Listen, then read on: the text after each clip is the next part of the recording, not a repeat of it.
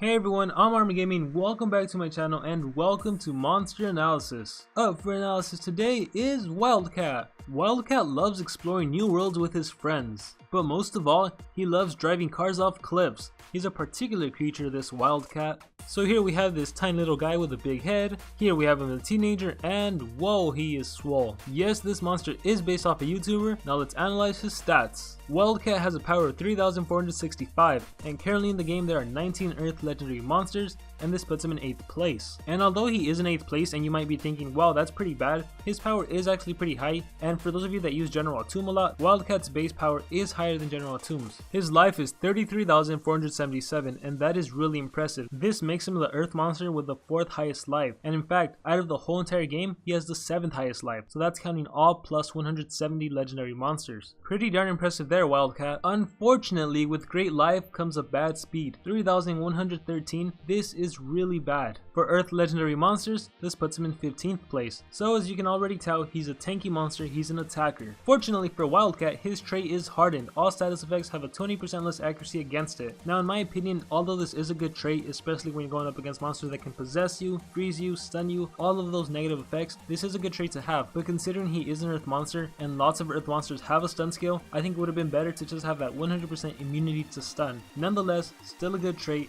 could have been better, but it is what it is. So let's look at his skills. Wildcat attack, Wildcat rocks, I am Wildcat. Deals very heavy earth damage to all enemies, drains 25% of the attacker's maximum life. What? Drains 25% of the attacker's maximum life. I'm pretty sure that is not going to drain your own life. That would make no sense.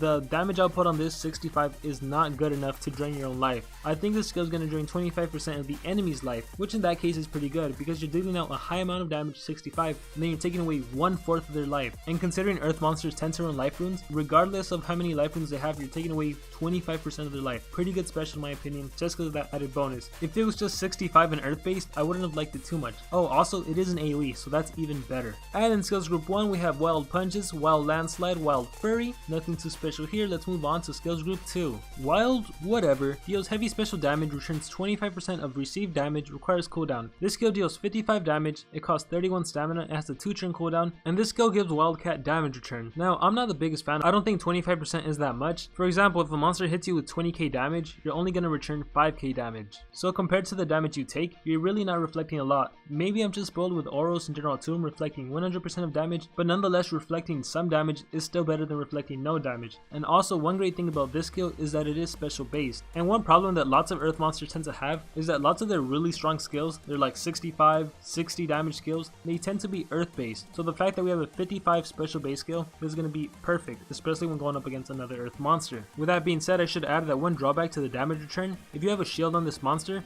the damage return isn't going to work. But just keep that in mind when using this monster. However, Wild Whatever is a skill I would recommend. And here we have what I was talking about, Wild Strike. 65 damage, 28 stamina, that is awesome. And this is actually a really good skill. No cooldown, 65 damage for an attacker. What more could you ask for? You definitely want to run this skill also. Next we have Wild Rage, deals moderate earth damage to all enemies, requires cooldown. 45 damage, 36 stamina, 3-turn cooldown, it's an AoE. Now I don't really think this skill needs much of an explanation. It's a nice AoE, nice amount of damage. My only gripe with this skill is that it isn't special based, instead it's earth based. So if it ever happens to be your earth monster versus the enemy earth monster, which has happened to me so many times, this skill would basically become useless. Moving on to skills group 3, we have Wild Avalanche. Deals heavy special damage, gains a 30% shield, requires cooldown. 55 damage, 30 stamina, 2-turn cooldown, you get a small shield. Considering you have a nice tanky life, that makes Avalanche a pretty good skill. 55 damage, special based, once again when going up against earth monsters it's going to be perfect. Next is Wild Assault. Deals very heavy earth damage, may stun target, requires cooldown. 65 damage, 31 stamina, 2-turn cooldown, and it stuns. And you see what I was talking about? Both Wild Assault, Wild Strike, 65 damage. I really wish one of them would have been special based. But anyways, going back to Wild Assault, because this skill can stun the enemy monster,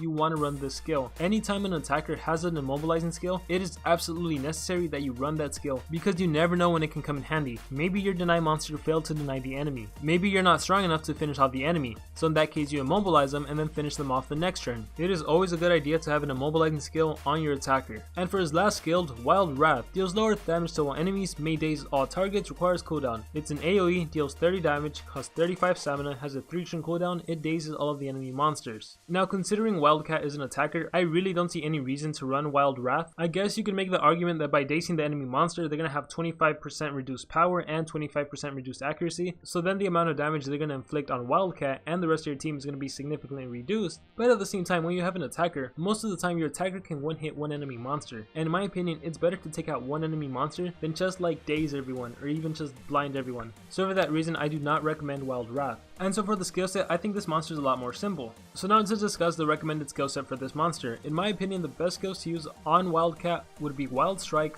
Wild Whatever, Wild Avalanche, and Wild Assault. As you can see, I didn't pick Wild Rage, I didn't pick the 45 damage AoE. If you really want to run Wild Rage, I would recommend not running Wild Strike. And it may seem weird that I'm recommending you not to run the 65 damage, 28 stamina, 0 cooldown skill, but the reason I wouldn't recommend this skill is because it's a 65 damage skill that's earth based. In a team war, taking out the enemy deny monster is going to be pretty easy, taking out the third enemy monster is going to be pretty easy, but taking out that enemy earth monster, that's going to be a little bit more difficult. So even if you had this spammable skill, it's not really going to help you out. Wild Whatever would be more beneficial to you. However, if you're still not convinced and you still want Wild Rage, then in that case don't run Wild Whatever. And as for what runes to run on this monster, like always, it depends where you're at the game, what kind of opponents you're facing. If your opponents have a lot of high level runes, level 7, 8, 9, 10 runes, then you absolutely need to run a high level speed rune on this monster. Otherwise the enemy monster, specifically the deny monster, would probably go 2 times before Wildcat even gets 1 turn in. And if you do need to run at least 1 speed rune, your options include running 2 strength runes with that speed rune, or running 1 life and 1 strength rune. And the reason for running 1 life rune is because it capitalizes on his tankiness. Or assuming you don't need to worry about speed, in that case you could run 2 strength runes and a life rune. And when you compare Wildcat to the other earth monsters, I would have to say that Wildcat is significantly outclassed. And so in my opinion, Wildcat is decent at best. And with that being said, that is going to conclude my analysis on Wildcat. Let me know what you guys thought about it. Let me know if you guys agree or disagree. Do you think he's better than decent? Do you think he's amazing? What is going on through your mind? Are you thinking, why is his name Wildcat when he's a pig? Why isn't his name Wild Pig? I don't know. Whatever you're thinking, let me know in the comments below. Also be sure to let me know what monster you want to see analyzed next. With that being said, I hope everyone has a great amazing day or a great amazing night. Remember to dream big and pursue your passions. Scrawny Swole. Scrawny Swole.